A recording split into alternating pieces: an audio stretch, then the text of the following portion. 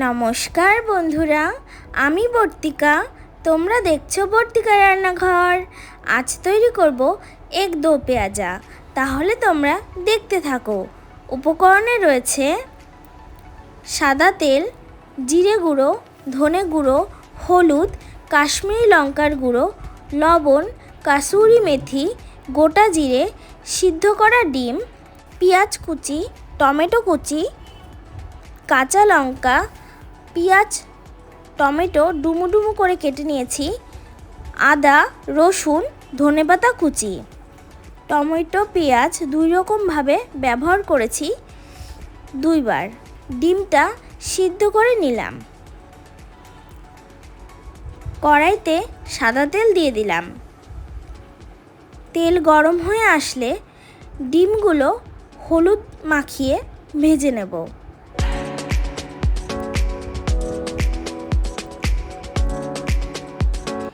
এপিট ওপিট উল্টে ডিমগুলো খুব ভালো করে ভেজে নিচ্ছি।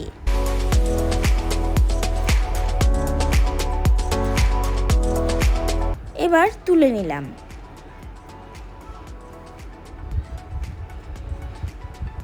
ওই তেলেই পেঁয়াজ কুচি দিয়ে দিলাম,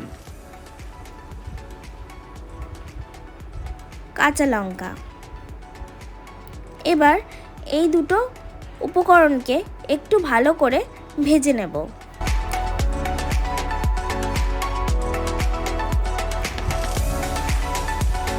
পেঁয়াজ লঙ্কা ভালো মতো ভাজা হয়ে গিয়েছে। টমেটো কুচি দিয়ে দিলাম, রসুন, আদা দিয়ে দিলাম। এবার সব কটা উপকরণকে একটু ভালো করে ভেজে নেব।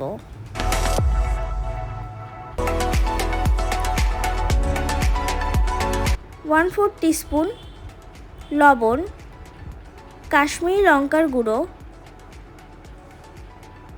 হলুদ, জিরে গুঁড়ো, ধনে গুঁড়ো। ভালো করে এবার উপকরণগুলো ভেজে নেব। উপকরণগুলো খুব ভালো মতো ভেজে নিয়ে নামিয়ে ঠান্ডা করে নিয়েছি। এবার মিক্সিতে ভালো করে পেস্ট করে নেব সামান্য পরিমাণ জল দিয়ে। কড়াইতে তেল দিয়ে দিলাম। তেল গরম হয়ে আসলে গোটা জিরে ফোড়নে দিয়ে ডুমো করে কেটে রাখা পেঁয়াজ, টমেটো দেওয়ার পর একটু হালকা করে ভেজে নিচ্ছি। বেটে রাখা মশলাটা এবার দিয়ে দিলাম। মশলা ধোয়া জলটাও দিয়ে দিচ্ছি। এখানে আমি আর জল ব্যবহার করব না। 1/4 টিস্পুন জিরে গুঁড়ো, ধনে গুঁড়ো, হলুদ, কাশ্মীরি লঙ্কার গুঁড়ো দিয়ে দিলাম। মশলাটা এবার ভালো করে কষিয়ে নেব।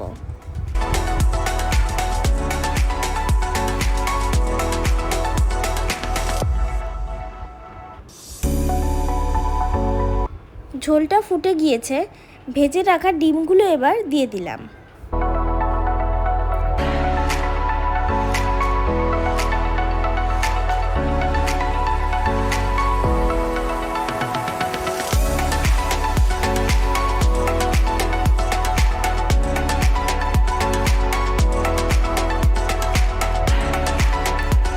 কাসুরি মেথি দিয়ে ভালো করে মিশিয়ে নিচ্ছি।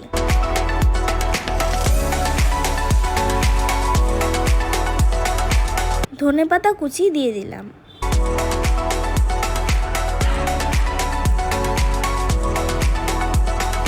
ব্যাস, একদম তৈরি এক দো পেঁয়াজা।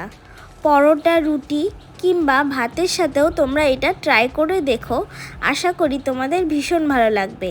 আর যদি ভালো লেগে থাকে আমার রেসিপিটি তোমাদের, লাইক, কমেন্ট, শেয়ার এবং আমার চ্যানেলটিকে সাবস্ক্রাইব করে আমার পাশে থেকো। আজকের মতো টাটা।